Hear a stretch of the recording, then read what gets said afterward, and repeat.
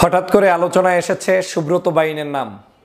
এই সুব্রত বাইনকে দিয়ে বাংলাদেশের সর্ববৃহৎ দল বাংলাদেশ জাতীয়তাবাদী দল বিএনপির ভারপ্রাপ্ত চেয়ারম্যান জনাব তারেক রহমান সাহেব সহ বিভিন্ন রাজনৈতিক দলগুলোর মধ্যে থাকা যারা বর্তমান সময়ে আলোচিত ব্যক্তিত্ব, দেশপ্রেমিক, তাদেরকে একটি মহাপরিকল্পনা নিয়ে হত্যার মিশনে নেমেছে শেখ হাসিনা এবং ভারতের একটি গোয়েন্দা সংস্থা।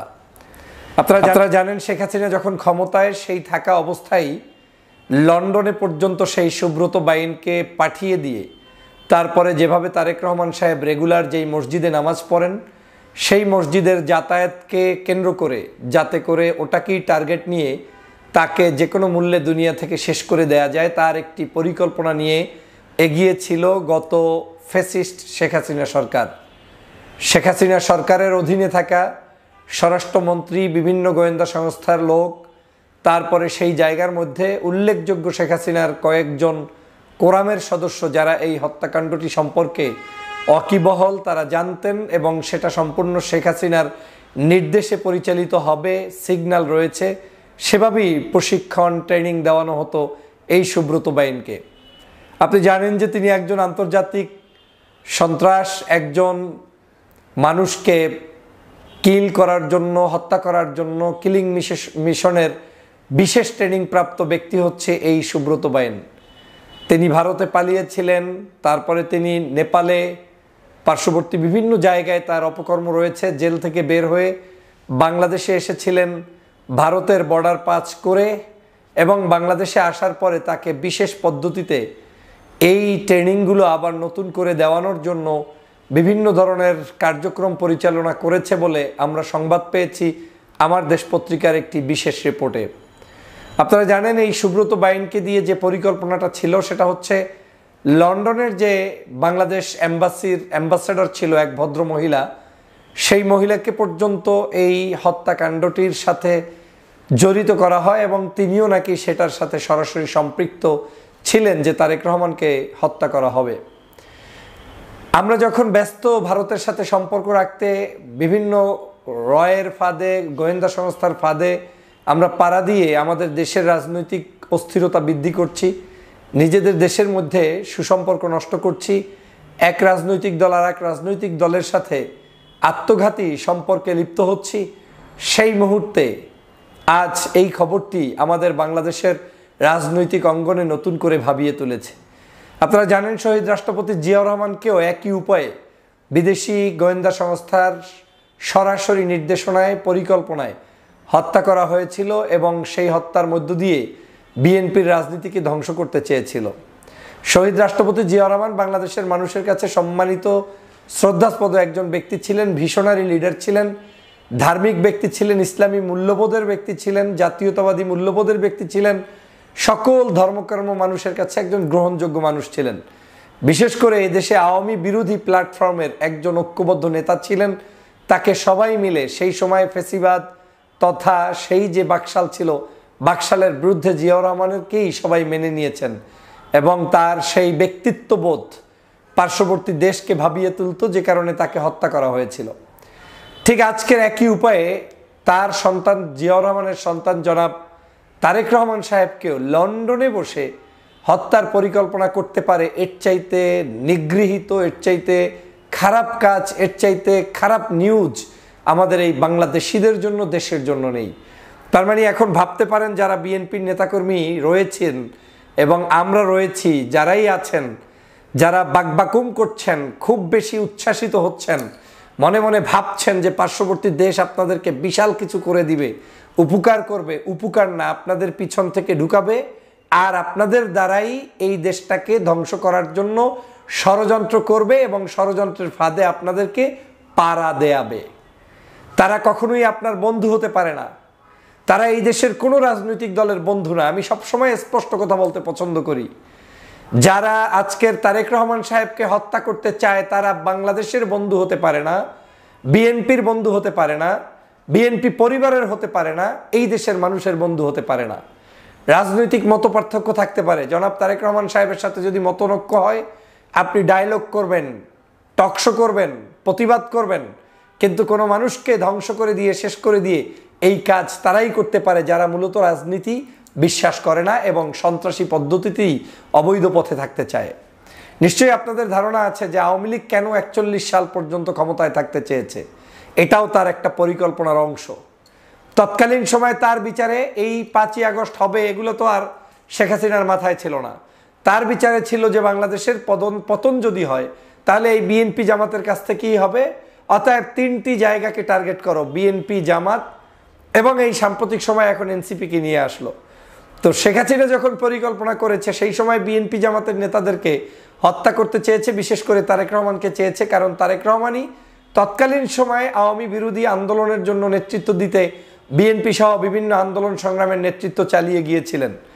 এখন তারেক রহমানকে টার্গেট করার অর্থ হচ্ছে যদি তারেক রহমান শেষ হয়ে যায়, বিএনপি ভেঙে যাবে, দলের নেতৃত্বে কে থাকবে না থাকবে নতুন করে তৈরি হতে সময় লাগবে, তাই তাকে হত্যার টার্গেট করা হয়েছে। আর এই 5 তারিখের পরে সুব্রত বাইনকে আজকের নতুন করে গ্রেপ্তারের পরে এখন নতুন করে যেটা ভয়ানক তথ্য জানা গেল সেটা হচ্ছে নতুন করে বাংলাদেশে আবার ষড়যন্ত্র করতে এই বাংলাদেশের যারা আন্দোলন করেছে, সংগ্রাম করেছে, তাদেরকে হত্যা করে নতুন একটি পরিকল্পনা বাস্তবায়ন করতে চেয়েছে। যেমন এনসিপির যারা সিনিয়র 2-1 নেতা রয়েছেন, হাসনাত আবদুল্লাহ, সার্জিস সহ অনেকের নাম পত্রিকায় এসেছে, তাদেরকে, এবং অনেকে হয়তো এখনো রিমান্ডে আসে নাই, হতে পারে আপনার নাম, হতে পারে আমার নাম, হতে পারে আরেকজনের নাম, এরকম নাম তারা করে যারা মূলত নেতৃত্ব দিতে পারে, ভোকাল হতে পারে, কিংবা দেশের জন্য ভবিষ্যতের কর্ণধার হতে পারে, সেই মানুষগুলোকে টার্গেট করে এই সুব্রত বাইনের মাধ্যমে হত্যার পরিকল্পনা ইতিমধ্যেই আটা হয়েছে।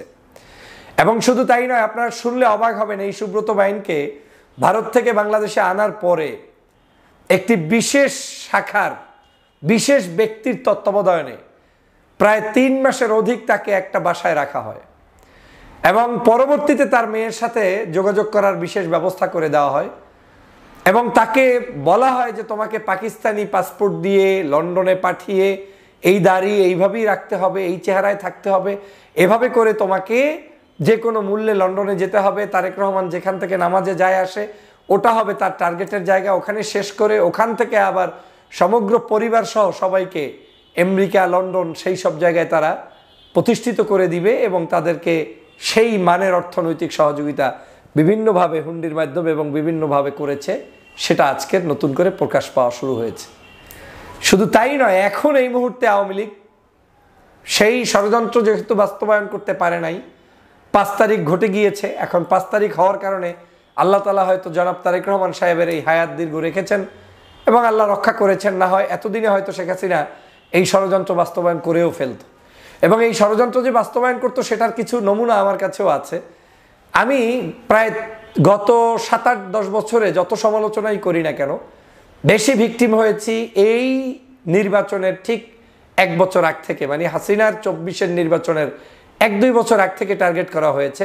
সর্বশেষ 24-এর নির্বাচনের পরেই আমি মূলত মালয়েশিয়াতে অ্যারেস্ট হওয়ার মতো প্রায় 20-25 ঘন্টা বন্দী ছিলাম। সিঙ্গাপুরে নির্বাচনের ঠিক 2-3 মাস আগে 30 ঘন্টা বন্দী ছিলাম। কম্বোডিয়াতে আমি আপনার সেখানে গুম হওয়ার শিকার হওয়া ধরেছিলাম। এ কথাগুলো অনেক সময় বলিনি, 2-1 জায়গায় হয়তো টকশোতে বলেছি। তো সিনটম বলে এই সমসাময়িক সময়গুলোতেই তারা আরও বেশি অ্যাগ্রেসিভ হতে চেয়েছে যাতে মানুষদেরকে দুনিয়া থেকে শেষ করা যায়, রাজনীতিটাকে একমাত্র তাদের মতো করে করতে পারে, সেই ষড়যন্ত্রে তারা লিপ্ত রয়েছিল। এবং আজকের এই সুব্রত বাইনের গ্রেপ্তারের মধ্য থেকে এবং তার রিমান্ডের মধ্য থেকে যে তথ্য বের হচ্ছে, এই তথ্য বাংলাদেশের জন্য, রাজনীতির জন্য অবশ্যই অশুভকর। এটা কোনোদিনই শুভকর নয়। এটা এদেশের মানুষকে ভাবিয়ে তুলেছে, রাজনীতিতে আমাদের সবাইকে ভাবিয়ে তুলেছে। প্রিয় বন্ধুরা আমার, আপনারা জানেন আজকের এই ক্লান্তি লগ্নে আমাদের দেশের সকল রাজনৈতিক দল, আওয়ামী লীগ ব্যতীত, দোসর ব্যতীত, ফেসিবাদের দালাল ব্যতীত বাকি রাজনৈতিক দলগুলোর ঐক্যবদ্ধ হতে হবে। নেতৃত্বগুলোকে টিকিয়ে রাখতে হবে, তাদের মধ্য থেকেই আগামী নেতৃত্ব ফুটিয়ে তুলতে হবে। আমাদের এই মন্দের ভালো নিয়েই আমাদেরকে পথ চলতে হবে। যারা মনে করেন বিএনপি মাইনাস করলেই মনে হয় ভালো, জামাত মাইনাস করলেই মনে হয় ভালো, so who is next with your hand? Nobody, right? যেখানে আপনার কাছে কেউ নেই, আপনি তখন দেশপ্রেমিক দলগুলোকে বিতর্কিত করে বন্ধ করার চক্রান্ত, এটা আওয়ামী লীগের চক্রান্ত। আমি এই চক্রান্তের কখনোই সমর্থন যোগাতে পারি না, পক্ষে নই। আমি মনে করি আমাদের এই রাজনৈতিক দলগুলোর ভুল ত্রুটি থাকলেও তাদেরকে জনগণের হাতে ছেড়ে দিয়ে আগামী নির্বাচন সুষ্ঠু পদ্ধতিতে হওয়া উচিত এবং সেখান থেকে আমাদের নেতৃত্ব উঠে আসা উচিত। প্রিয় বন্ধুরা আমার, আজকের আমি যে কারণে বলছি যে আমার জন্য অত্যন্ত দুঃখের এবং লজ্জার জন্য যে আমার চোখের সামনে আমার বাবাকেও হত্যা করেছে ওই দেশের নাগরিকরা, মানে পরিকল্পনায়, গোয়েন্দা সংস্থার বিশেষ প্ল্যানে। আজ এই বাংলাদেশে জিয়াউর রহমানের সন্তানকেও ওই দেশই কিন্তু হত্যা করার জন্য বসে আছে এবং পরিকল্পনা করেছে, যেটা পত্রপত্রিকায় এসেছে, আমার দেশ পত্রিকা এটা নিয়ে নিউজ করেছে। এর পরেও আমাদেরই কেউ কেউ ব্যক্তি ওই সব মানুষদের, ওই সব দেশের, ওই সব লোকদের দালালি করে, তখন কষ্টে হৃদয়টা ভেঙে যায়। মনে রাখবেন, কখনোই ওরা আপনার বন্ধু না। ওরা যদি এখনো আপনার বন্ধু সাজে, এই বন্ধুটা সাময়িক। জিয়াউর রহমানও ক্ষমতায় ছিল, কিন্তু একেবারে 10-20 বছর থাকতে পারে নাই, কয়েক বছরের মধ্যেই তাকে পরিকল্পিতভাবে হত্যা করা হয়েছে। ঠিক একই উপায়ে জিয়াউর রহমানের সন্তানকেও এমনও হতে পারে, আপনার দেখবেন ভালোবেসে, আদর করে, যত্ন করে ডেকে এনে বসিয়ে দেওয়ার জন্য খুব আগ্রহ দেখাবে, কিন্তু এন্ড অফ দ্য ডেতে গিয়ে তার উপরেই আবার এই আক্রমণ করবে। তার জন্য একটা আল্লাহর পক্ষ থেকে মেসেজ এই সুব্রত বাইনের গ্রেপ্তারের পর। কারণ আপনি এখন সতর্ক না হলে আপনাকে বুঝতে হবে ভবিষ্যৎ অন্ধকার। আমরা সতর্ক না হলে আমাদের ভবিষ্যৎ অন্ধকার। আমাদের ইউনিটি থাকার কথা বিএনপির মধ্যে, জামাতের মধ্যে, চরমনার মধ্যে, হেফাজতের মধ্যে, দেশপ্রেমিক অন্য রাজনৈতিক দলগুলোর মধ্যে। কারণ আমরা আমাদেরকে একে অপরের পাশে থাকবো, তারপরে আল্লাহ তাআলা আমাদের যতদিন রেখেছেন ততদিন থাকবো। কিন্তু কখনোই আপনার যে চিহ্নিত শত্রু, তার কোনো এক গ্লাস পানিও যদি আপনি ভক্ষণ করেন, সেটা ওই পানিটাই আপনার জীবনের একেবারে ধ্বংসের জন্য যথেষ্ট হতে পারে। অতএব এই বিষয়গুলো সাবধানতা যদি অবলম্বন না করে, টকশোতে গিয়ে বিদেশি চ্যানেল পেলে টুস টুস করে সব কিছু তারা যা চায় সেরকম করে বলে দিয়ে নতুন নতুন যারা ফ্রেন্ড সাজার চেষ্টা করছেন, তারা বিএনপির কোনো আপন লোক নয়, তারেক রহমানের কোনো আপন লোক নয়, এমনকি দেশের কোনো আপন ব্যক্তি নয়। যারা এখনো ভারত প্রীতি দেখিয়ে নতুন কোনো স্বপ্ন বুনছেন, তারা এই দেশের সাথে ভারতের সম্পর্কের কোনো জায়গায় আপনি আসল বন্ধু নয়, কারণ ওরা আপনার আসল শত্রু। আজকে দেখেন, একটা অ্যাম্বাসি থেকে শুরু করে, অ্যাম্বাসেডর থেকে শুরু করে, শেখ হাসিনা থেকে শুরু করে তৎকালীন সময়ের বিশেষ ব্যক্তিরা কত বড় মাস্টার প্ল্যান নিয়ে আজকের এই জিয়াউর রহমানের সন্তানকে হত্যার জন্য মরিয়া হয়ে উঠেছে, রাজনৈতিক দলগুলোকে হত্যার জন্য মরিয়া হয়ে উঠেছে। আর এখন পরিকল্পনা করছে বিএনপি, জামাত, এরপরে আপনার এনসিপি, এদের জাতীয় নেতৃবৃন্দকে হত্যা করে একটি অস্থিতিশীল পরিস্থিতি তৈরি করবে এবং সেই পরিস্থিতির উপর বেস করে তারা রাষ্ট্র ক্ষমতায় আসবে।